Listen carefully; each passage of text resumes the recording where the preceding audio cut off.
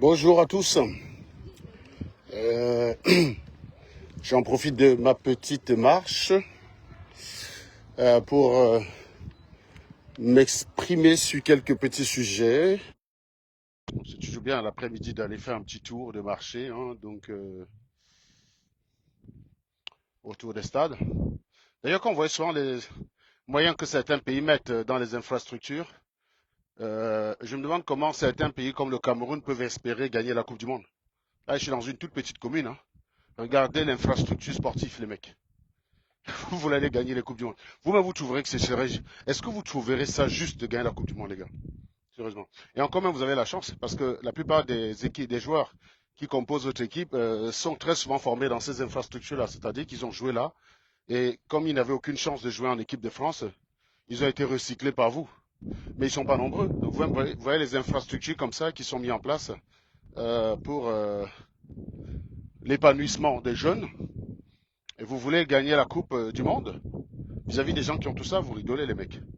Vous êtes des rigolos. Voilà. Qu'est-ce que je voulais dire? Donc il y a quelques sujets quand même, j'ai vu sur la toile que je trouve ça intéressant d'en parler. C'est les attaques sur la situation administrative de l'artiste Longuet Longuet. Ensuite,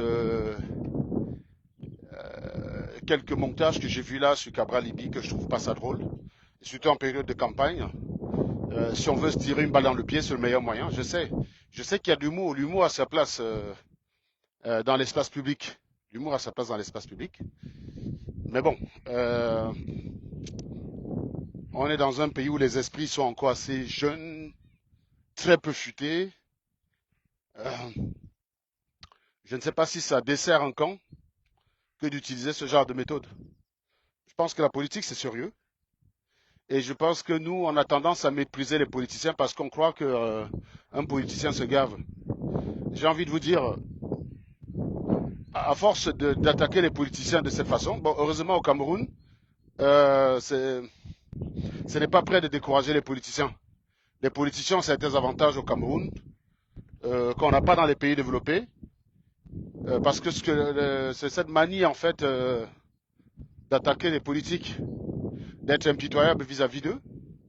Les gens qui veulent le changement, moi je parle pas de ceux qui gouvernent, parce que ceux qui gouvernent c'est des jouisseurs, hein, c'est pas vraiment des politiques pour moi. Ceux qui gouvernent pour moi c'est des jouisseurs. Et cette manie qui est en fait d'attaquer les politiques à chaque fois. Moi il y a de cela 15 ans j'alertais déjà de ce fait-là en France. Je disais qu'en France, à force d'insulter les politiciens, de les stigmatiser, on va se retrouver avec des politiciens médiocres. C'est-à-dire des mecs qui font la politique parce qu'ils ne peuvent pas faire autre chose. Parce que vous voyez, moi, par exemple, là, on me propose un poste de ministre, enfin, j'accepte pas. Je n'ai aucun intérêt. Déjà, un, je vais gagner moins que ce que je gagne actuellement. Mais de deux, je serai sur la lumière. La moindre erreur, mon gars, la moindre erreur, je vais me faire allumer par tous les médias, mon ami. J'ai tout à perdre. Et chaque fois que je vais me déplacer quelque part, je vais me faire insulter par des gens qui estiment que je me gave en tant que politique. Non, la politique, ça ne rapporte pas l'argent. Enfin, dans un pays développé, hein, il faut bien qu'on se précise cela. Je sais qu'au Cameroun, les politiques, ils ont plus d'argent que les hommes d'affaires. Donc, ils arrivent même à avoir des prête-noms pour traiter des affaires. Donc, on n'est pas dans le même registre. C'est potentiellement pourquoi ce n'est pas prêt de changer. Mais je dis en fait la manie qui consiste à tirer sur les politiciens, à croire que c'est non, c'est des personnes qui se donnent du mal pour que les choses changent. Quand vous avez un opposant, c'est quelqu'un qui apporte une proposition. Il faut respecter l'opposant en fait. Il faut respecter les opposants. Chaque opposition a sa nuance. Ne pensez pas que vous avez la vérité avant d'avoir convaincu les autres. Je trouve que ce n'est pas des bonnes méthodes. Voilà. Quand on est engagé, on ne le fait pas. Maintenant, quand vous êtes neutre, vous pouvez le faire. Parce que moi, je pense que l'humour a sa place dans l'espace public. Hein. L'humour a sa place. Quand on est engagé, on peut faire ça. On peut s'amuser à faire des caricatures. Je veux dire, quand vous n'êtes pas engagé, pardon. Par contre, quand vous êtes engagé, ça peut être nuisible en fait. Ça ne va pas être à votre avantage que de faire ce genre de choses. Je dis ça parce que Alain Chameau, c'est quelqu'un d'engagé. Il est engagé en fait. Donc forcément, quand il va le faire, les gens vont estimer que c'est un camp qu'il envoie faire. C'est dommage. Je pense qu'il a des bons messages. Je pense que dans les 5 années qui sont passées, c'est celui qui a le mieux défendu la politique de Maurice Kamto. C'est celui qui est resté le plus fidèle euh, aux préceptes et à la vision de Maurice Kamto. C'est celui qui l'a. Je pense que c'est même d'ailleurs un de ceux qui ont fait que j'arrête d'attaquer Maurice Kamto. Parce que j'attaquais pas Maurice Kamto forcément parce que j'avais un problème avec lui. J'attaquais Maurice Kamto pour énerver ceux qui m'attaquaient moi. Et puis en fait, En regardant certains de ses vidéos, de ses montages, je me suis rappelé que oui, c'est un homme qui avait une vision et qui n'a pas servi de règlement de compte dans une affaire qui m'oppose à ses supporters, en fait. C'est donc, je pense que Alain Chameau, il a fait un bon boulot les 5 dernières années. C'est vraiment l'un de ceux qui est resté fidèle à dire la parole de Maurice Kamto quand tous ceux qui ont commencé à dire qu'ils étaient des combattants étaient en train de se bagarrer, de s'insulter, ça finissait en affaire de cul. Il est resté cohérent, il est resté jusqu'au bout et il est resté toujours fidèle de cette parole-là. Je crains que ce genre de montage fait par lui n'entache en fait ce travail qu'il a fait depuis 5 ans. Ce serait vraiment dommage. Ce serait vraiment dommage qu'à cause de ça, les gens estiment qu'on va commencer à jeter l'opprobre sur lui en disant qu'il a été payé pour faire ça. Alors qu'en fait, non, on ne paye jamais personne. D'ailleurs, eux-mêmes d'ailleurs, même Alain Tchamo a déjà balancé ce genre d'accusation pour moi. C'est-à-dire quand j'attaquais les gars de la basse, au lieu de regarder le fond, c'est-à-dire pourquoi j'attaque les gars de la basse, en fait, on faisait des lives pour dire que je roule pour la RDPC, j'ai été payé par la RDPC. Ces accusations sans fondement qui ne tiennent jamais la route. Ça ne marche que quand on ne veut pas regarder le fond. Quand on a décidé de ne pas entrer dans le fond, parce que quand on voit deux personnes qui s'opposent, il y a une version animale qui est de ne pas parler du fond et de regarder que l'attitude des protagonistes. Ça, c'est la version d'un animal. C'est-à-dire que c'est un animal qui fait ça, parce que l'animal est incapable de faire un certain nombre de distinctions. L'animal ne maîtrise pas les rapports, les ordres de grandeur. Donc, c'est un peu ce genre de choses. La notion de responsabilité, l'animal ne maîtrise pas. Donc, c'est un comportement qui est typiquement animalesque. Puis, il y a un comportement de raison qui est d'entrer dans le dossier et de regarder qu'est-ce qui se passe. Vous n'arrivez pas au tribunal, il y a un problème, le juge regarde vos attitudes. Non, le juge, pour trancher, il rentre dans le dossier. Donc, quand vous regardez deux personnes qui sont en désaccord, il faut rentrer dans le dossier. Je dis ça parce qu'il y a des personnes qui ne savent pas faire. Et ça m'amuse toujours de regarder ces gens qui ont parfois un niveau minimum 5e, 4e, mais qui sont incapables de rentrer dans un dossier et de tirer une conclusion basée sur les faits, basée sur le contenu du dossier. Je prends un exemple simple. Un animal peut me voir tirer sur vous, te dire, mais vraiment, Serge, depuis 5 ans, toi et la femme là, c'est comment? Bah, ça, c'est l'animal. Une deuxième personne peut simplement se rendre compte qu'elle faisait des vidéos sur Samuel Eto'o. J'ai fait une vidéo pour dire, mais enfin, c'est bien beau de parler des gens qui ont travaillé, mais ce serait intéressant qu'on sache un peu ce que toi-même tu as fait, parce que tu réagis comme une aigrie qui n'a jamais travaillé. Et dans le but de vouloir me répondre, puisqu'elle n'a pas de faire valoir, parce que moi, tu peux pas m'attaquer en me disant que je ne fous rien. Je peux faire un live dans un bureau, en train de travailler. Je peux faire un live et tourner la caméra, te montrer en quoi ça consiste mon travail. Tu me diras si c'est un boulot de vendeur d'eau glacée. Donc ça, c'est clair. Mais les gens qui n'ont pas les moyens de répondre dans ce sens-là, ils vont essayer de surenchérir. Et dans cette surenchère, elle a commis des erreurs qui ont montré en fait que tout son passé n'était qu'un mensonge. Je me suis engouffré dedans, c'est tout. Donc c'était une menteuse. Et en fait, il y a des gens qui sont assez embêtés par le fait qu'on dévoile des imposteurs et des menteurs. Et devinez quel genre de personne peut être gênée par ça. Moi, je vous pose la question, hein. Quel est le genre de personne qui peut être gênée par le fait qu'on dévoile un menteur et un imposteur? Quel est le genre de personne qui peut être gênée? Ben, un autre menteur. Voilà. Un autre menteur, un autre frappadingue. C'est ça le problème, en fait. Et c'est ce que je vous disais tout le temps. Vous êtes tout le temps dans une dichotomie, dans une sorte de duplicité qu'on ne comprend pas. D'un côté, vous êtes sur Internet, vous vénérez les menteurs et les voyous. Maintenant, quand il y a un voyou qui tombe, comment on appelle ça, tombe les armes à la main, hein, puisque le dernier Feynman qui est tombé il y a quelques semaines, ça, je crois que c'était en milieu du mois dernier, un Bamileke d'un certain nom d'Harold, Carole, Alain ou Alain Carole, je sais pas quoi là, bah, il est tombé les armes à la main sur le combat, dans un champ de combat, quoi. Donc il était au combat, il est tombé les armes à la main. Et bah, vous êtes les premiers à aller juger en fait. Et remarquez que moi je ne l'ai pas jugé. Parce qu'il n'est que le produit de votre société. C'est dans votre société, dans une société comme la vôtre, on accepte l'idée que les gens vivent dans le paraître, mentent, sans chercher à savoir comment ils font pour en arriver là. C'est dans votre société qu'on fait ça. C'est dans votre société que vous voyez un mec subitement acheter une Mercedes. Vous n'avez jamais entendu qu'il a passé un concours, qu'il a créé une entreprise, qu'il a eu une activité. Il a créé, vous le voyez subitement avec une Mercedes, vous partez arroser avec lui. Ça ne marche pas comme ça chez les Blancs. C'est pour ça que je suis profondément blanc. Parce que ici, tu vois, je ne peux pas débarquer un matin chez moi avec trois Maserati. Les voisins ne vont pas me regarder avec admiration. Ils vont me regarder avec suspicion. Il n'y a personne qui va m'admirer. Personne. En tout cas, dans mon lotissement, je le vois. Personne qui va m'admirer. On m'admire plus quand je suis simple comme ça, je m'en vais travailler tous les matins, je rentre le soir. Ils ont plus de respect pour moi. Je recommence. Tous les matins, je sors simplement, mon petit café à la main, je rentre dans ma voiture, je m'en vais travailler, ils me voient rentrer le soir, ils ont du respect pour moi. Ils n'ont pas besoin de savoir si je porte une Rolex, une chemise Versace ou je ne sais pas quoi là. Non, ils ont du respect pour moi dans cette configuration-là. Le fait de voir un homme qui va travailler tous les soirs, qui fait vivre sa famille. Si je ramène 3 Maserati, on ne sait pas d'où vient l'argent, personne ne va m'admirer. Personne. Mais vous, vous admirez ce genre d'individus. Vous les appelez grands. Vous leur demandez même de l'argent. Et lorsqu'ils tombent du fait de leur activité, vous êtes encore les premiers à aller les juger. Vous êtes vraiment des schizophrènes, les gars. Dites-vous, être black, c'est être schizophrène. La schizophrénie avancée, c'est vous.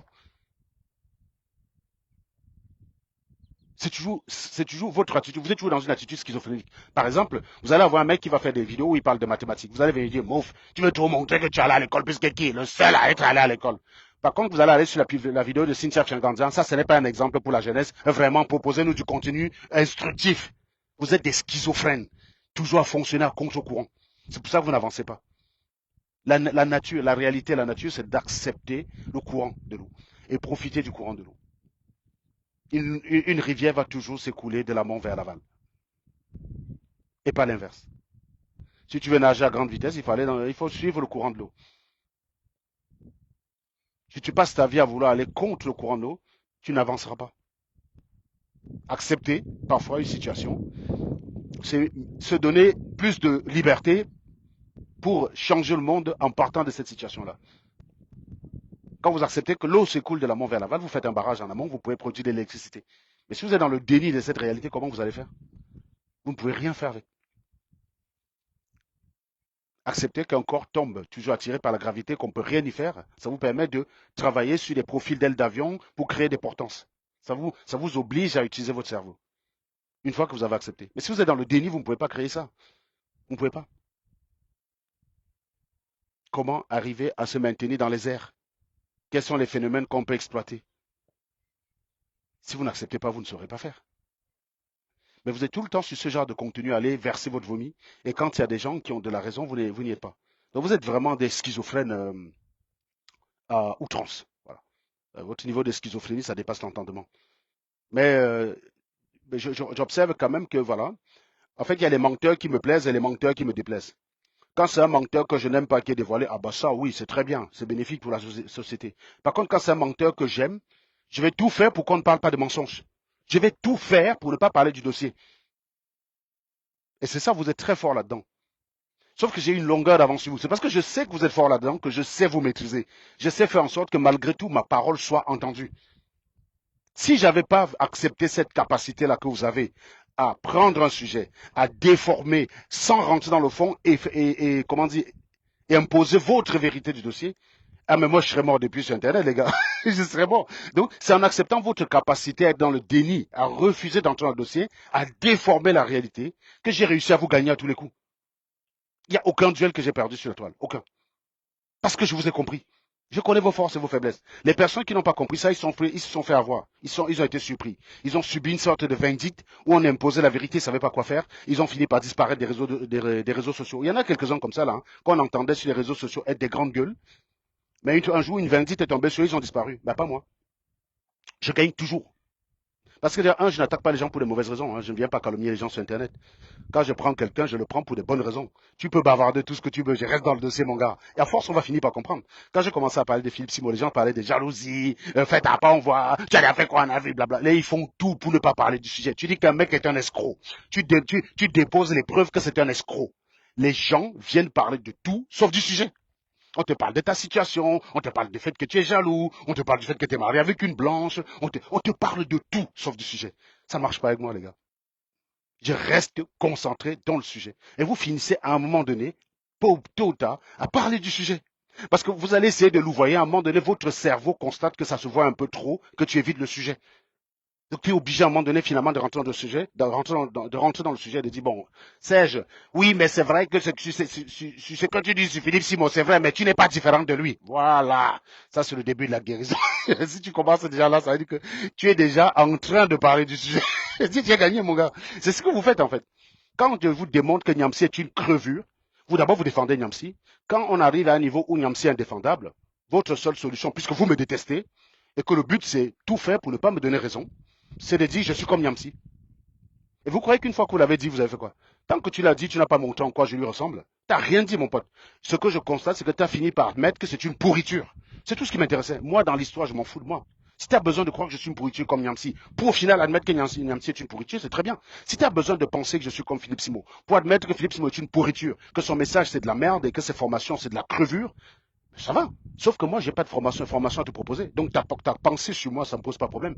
Mais au moins, tu sais désormais que si moi c'est une pourriture, tu préviendras un membre de ta famille qui va te dire, je vais prendre la formation là-bas. Tu diras, non, non, non, non, Philippe Simoï ressemble à un autre fou là qu'on appelle un angosser, je ne vais pas là-bas. Et au moins, j'aurais gagné.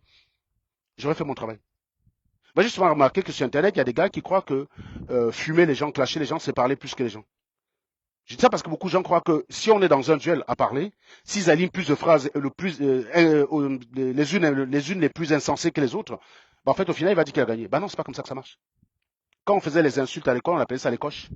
On faisait les coches. Vous savez, les histoires où on se mettait dans une cour de récré et c'était à chacun de balancer les coches. Je gagnais toujours, mais je n'étais pas celui qui parlait le plus. Je suis bavard, hein. Mais les gens savaient te doubler d'imagination. Ils inventaient un scénario de ta vie, un truc de malade pour t'attaquer là-dessus. Moi, j'appelle ça l'homme de paille. Si tu es obligé de sculpter un anango qui n'est pas moi, tu prêtes des actions, des propos et une vie à cet anango-là pour l'attaquer dessus, c'est pas moi que tu attaques, mon gars. Je ne suis pas concerné. C'est pour ça que ça ne m'a jamais rien fait ce genre d'attaque. C'est pas moi qui t'attaque. Tu as fait une sculpture, comme on fait souvent là, les sculptures au musée Grévin, là, une sculpture en cire d'un certain anango. Tu lui as prêté un passé, tu lui as prêté des actes, tu lui as prêté même des parents qui seraient boiteux, morts de virus de sida. Tu lui as prêté tout ça. Mais c'est pas d'anango que tu parles, puisque ma vie ne correspond pas à ça. Donc tu n'es pas en train de parler de moi, mon ami. Et vous voyez, c'est cette chose avec laquelle j'ai toujours gagné les gens. Parce que les Noirs ne savent pas faire abstraction de ça. Ils savent pas se dire, mais attends, ils ne parlent pas de moi. Donc pourquoi moi, tu peux sculpter un anango qui n'est pas moi, tu attaques cet anango-là, moi je m'en bats les couilles, c'est pas moi. Et c'est pour ça que ça n'a aucun effet sur moi. Quand je dis ça n'a aucun effet, ça veut dire que le jour où ça commence à avoir un effet sur moi, je vais aller me jeter d'une falaise. Ça veut dire qu'il y a un problème dans ma tête. Il y a des petits symptômes comme ça là que mes enfants savent. Je leur ai dit le jour où vous me voyez, je ne sais pas moi, dire qu'il y a un cerveau, il y a une intelligence dans le cerveau d'un kémite, ou le jour où vous me voyez dire que Mélenchon c'est un type génial, ou le jour où vous me voyez être sensible à un propos débile sur la toile, il faut me débrancher direct, il faut m'euthanasier. Ça veut dire que là, je suis en état terminal, quoi. Je suis en phase terminale, il faut me débrancher. Non, voilà, c'est pour ça que je vous dis, en fait, et les gens, ils pensent parfois, ils confondent que clash et ça, alors que moi, j'attaque les gens sur des faits. Moi, quand je fais un live, je dis, Marlène, vous n'êtes pas docteur, j'apporte des preuves. C'est tout ce qui m'intéresse. C'est pas de parler plus qu'elle, c'est pas d'inventer le plus de mensonges sur elle qui m'intéresse. C'est pas de faire le plus d'affirmations sur elle que je ne saurais démontrer qui m'intéresse. Une seule affirmation suffit, si c'est vrai. Contra factum, non vala argumentum. Contre un fait, il n'y a aucun argument possible. Par exemple, je prends un exemple, un fait. Serge Anango, ingénieur. Ça, c'est un fait. Tu peux faire un livre, tu peux faire une bibliothèque, tu peux écrire une bibliothèque de livres.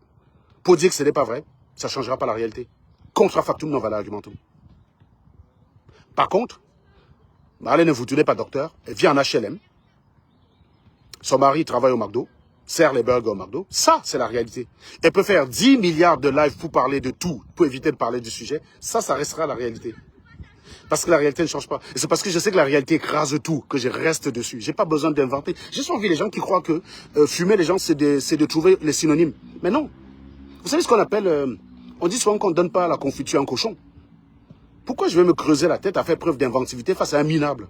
Un seul mot suffit pour l'énerver. Si tu dis le gros C de ta matière et qu'il est vexe, ben c'est suffisant. Tu n'as pas besoin de 10 000 choses. Si tu le dis abruti et qu'il est un abruti, est-ce que tu as besoin de dire crétin, synonyme et tout? Tu n'as pas besoin de ça. Un mot suffit pour le qualifier. Tu restes sur le mot tant que ça le qualifie avec rigueur, tant que ça le qualifie avec justesse. C'est ça la réalité. Donc, une façon de dire que on est des schizophrènes, on est tout le temps en train d'encourager ce qui est mauvais, tant que ça va dans notre sens. Donc moi je demande, je dis la campagne est en train d'arriver, attention de faire des actes qui vont nuire à votre camp. Attention de commettre des actes qui vont nuire à votre camp. Le montage sur Cabral Libye, ce n'est pas de la politique. La politique, c'est une confrontation d'idées. Remarquez que tout, mais ne croyez pas que j'ai retrouvé de la sympathie avec les gars de la base. Hein. Je peux très bien les fumer tous les jours. Mais c'est pas le moment, les gars. C'est pas le moment. C'est pas le moment de faire des caricatures des uns des autres. C'est pas le moment. C'est pas le moment d'aller caricaturer le chenou, par exemple. C'est pas le moment d'aller caricaturer Marc Seigneur Ivoire. C'est pas le moment. Ça sert à rien. Ça ne veut pas dire que je ne peux pas le faire. Moi, je veux que Paul Biya dégage. Je veux qu'une autre voix se fasse entendre. Je veux qu'on aille dans un débat d'idées, qu'on discute entre nous, Camerounais, pour une fois, avec fraternité, en s'opposant avec fraternité. C'est ça que je veux.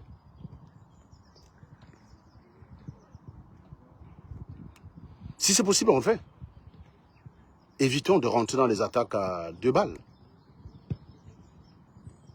D'aller faire des caricatures sur des gens, sur des hommes politiques, je trouve ça pas sain. Voilà. Même s'il y a une fille qui est sortie avec un homme, c'est des temps, je ne connais pas le sujet sur Cabral, je ne sais pas d'où vient la caricature, j'ai vu ça sur Internet, je ne trouvais pas ça correct, c'est tout. Peut-être j'ai vu un post quelque part qui parlait de nudes de Cabral.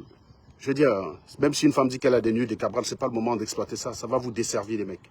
Ça va vous desservir. C'est pas ça la politique.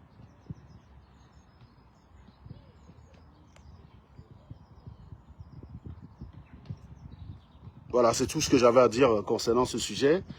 Qu'est-ce que j'avais d'autre à dire sur la question?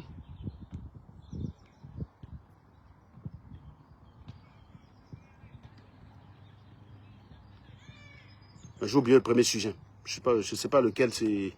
Est-ce que quelqu'un peut me... Je sais qu'il y avait deux sujets dont je voulais en parler. J'ai reçu un appel et du coup, je ne sais plus. J'ai oublié le deuxième sujet. J'ai oublié le premier. Oui, voilà, c'est Longuet Longuet. Oui, je disais que Longuet Longuet, c'est un artiste qui a connu des péripéties au Cameroun parce qu'il s'est engagé. Et à un moment donné, son engagement fait en sorte que vivre au Cameroun, c'était devenu invivable pour lui. Il vient demander l'asile en Europe. Bon, on lui a refusé l'asile. Et je vois qu'il y en a plein qui sont heureux, qui se moquent de lui. Sachez que beaucoup d'entre vous êtes passés par là. Vous avez commencé sans papier dans ce pays. Vous êtes nombreux à faire. Vous êtes nombreux à être passés par là. Je ne comprends pas comment vous pouvez vous réjouir de son malheur. C'est un artiste. Il vous a fait danser. Il n'est pas parfait. Il a des qualités, il a des défauts. Mais les 100 mètres qu'il a aujourd'hui, ça vient de son engagement. Faites parfois preuve d'une certaine charité vis-à-vis des gens qui prennent des risques pour vous. Même si vous n'êtes pas d'accord avec eux. Le fondement de l'opposition de Longuet Longuet vis-à-vis de Paul Biya n'avait pas pour but de renflouer son compte bancaire. On est bien d'accord que pour renflouer son compte bancaire, il avait plus de chances d'écrire des chansons à l'autre de chanter bien. Le fondement de son combat, c'était que les choses changent au Cameroun. C'est que les Camerounais aient une vie meilleure. Alors, je comprends, toi tu es RDPciste, tu es contre lui. Mais part du principe qu'il faisait ça parce qu'il t'aimait. Il n'a pas que des qualités, c'est un homme. Mais il a fait ça parce qu'il t'aimait. Il n'avait aucun intérêt à faire ça. De la même chose pour Valsero. Que tu sois d'accord avec Valsero ou pas d'accord avec Valsero. Et ça m'arrive très souvent de ne pas être d'accord avec lui. Son engagement n'a pas été pour son propre intérêt à lui. Il s'est engagé parce qu'il voulait voir les choses changer dans son pays. Il s'est engagé parce qu'il voulait voir les choses changer dans son pays. Et ça leur a coûté parfois de ne plus pouvoir retourner voir leur famille au pays. Tous ne sont pas des vendus comme moi. Moi, je peux vivre 40 ans sans aller au pays, je m'en bats les couilles. C'est pour ça que je n'ai aucun investissement au Cameroun. Je n'ai jamais investi quoi que ce soit. Aller au Cameroun, ça ne m'intéresse pas. Mais il y a beaucoup de gens parmi eux qui ont des attaches. Quand vous êtes artiste, vous avez parfois besoin d'être en contact avec votre public et les gens de votre pays. Moi, je ne m'imagine pas chanteur. Voilà. Donc, ce que je voulais dire, c'est je ne m'imagine pas artiste et ne pas pouvoir aller chanter au Cameroun. Donc, il faut comprendre que leurs engagements, ces engagements leur ont coûté quelque chose, en fait. Et il faut respecter ça, même si vous n'êtes pas d'accord avec eux. Mais ça, je sais qu'on n'en est pas là, on en est loin quand même. On en est loin. Au Cameroun, on ne respecte que ce qui va dans notre sens. C'est ça, en fait. Ah, quand un Ango n'est pas dans notre sens, c'est mathématique, là, c'est quoi? C'est rien du tout. Par contre, quand quelqu'un va dans votre sens, ah ouais, non, il a démontré scientifiquement. Il est le scientifique de référence quand il va dans votre sens. Mais il n'est pas un scientifique. Il sait être scientifique quand il ne va pas dans votre référence. On est vraiment des gamins attardés mentaux quand même dans ce pays. On est des gamins attardés. Comme si les gens imaginent à cet instant qu'une réalité dépend de leur bon vouloir.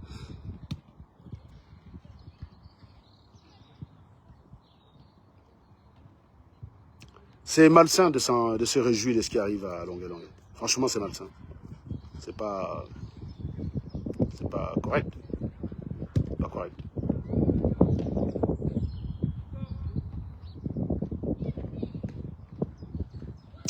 Bon, je pense que c'est le tout. Hein. J'ai de moins en moins de choses à dire sur ce qui concerne les Camerounais.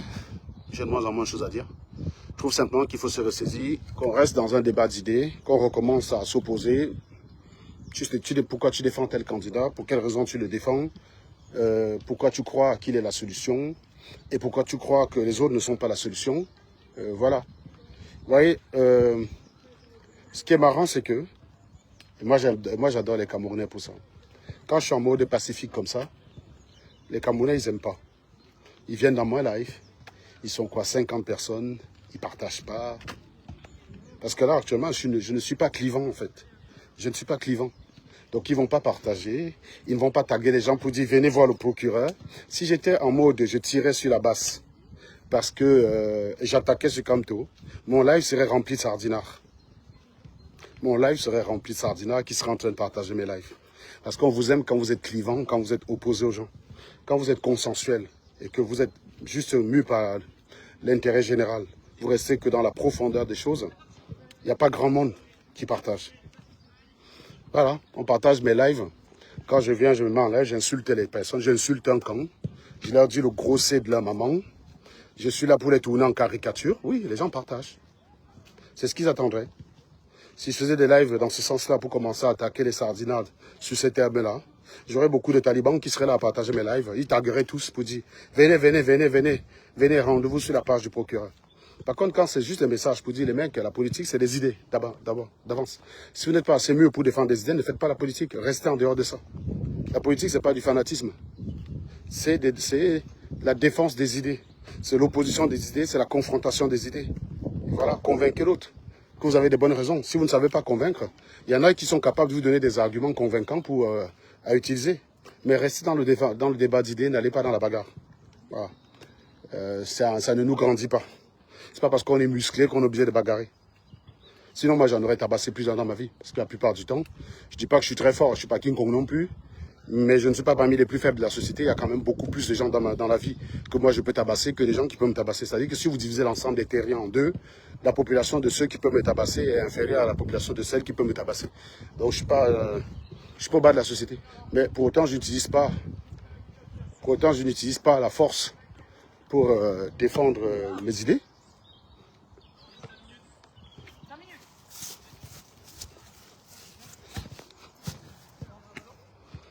Voilà quoi.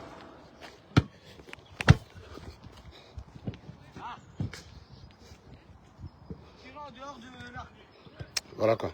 Bref, je vous laisse les mecs. Faut que j'aille regarder le basket de ma fille. Le match a commencé, ça fait un quart d'heure, il paraît qu'ils sont en train de gagner. Donc je regarde ma fille et je vous reviens plus tard. À très bientôt. Ciao. Et surtout les gars, ne partagez pas. Hein. Ne mettez pas de like, ne partagez pas. Hein. Ça va permettre aux Africains de dire avant tu faisais 2000 vues, tu es fini. Non, ne partagez pas. Allez partager les conneries sur Internet. Allez-y.